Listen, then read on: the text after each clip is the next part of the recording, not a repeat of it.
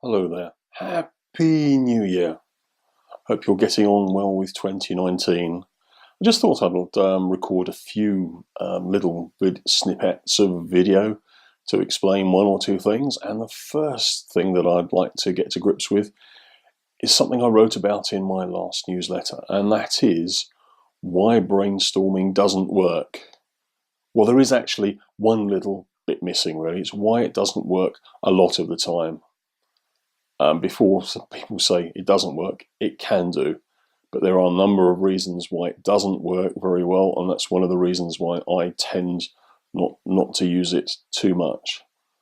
So imagine you've been called to a conference room. The boss has said, let's have a meeting to thrash out solutions to this problem. Your heart sinks, you trot along to the conference room, and a couple of hours later you come out and you haven't really got very far at all. Why is that? Sometimes maybe it doesn't work. Do you blame the facilitator? Do you sometimes say, oh, the problem was just a bit too tricky? When in fact, you've been trying to do the wrong thing. Now, most of the time, when we are asked to provide solutions, there is a sort of implicit assumption that we actually know what the problem is. But in reality, what we really should be doing is doing some sort of thinking around identifying what the problem is, i.e. we're going to converge on the problem. Then once we've identified the problem, we try and find a range of possible solutions that fix that problem. Then we might try and just pick one solution.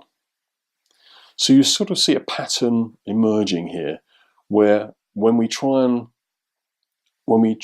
and identify the problem, we're focusing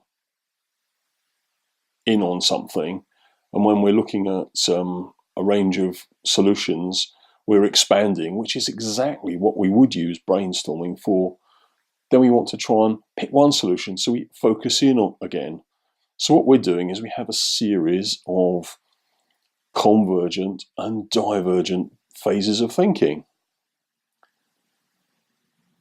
Now, the thing is, creative or alternative thinking techniques such as brainstorming are classified by what you can use them for.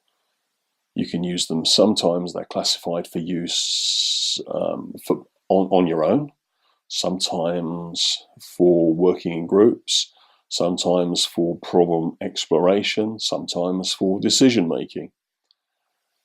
But they also fit into whether or not they're going to be used in a convergent phase or a divergent phase. And if you use the technique in the wrong phase, it won't work.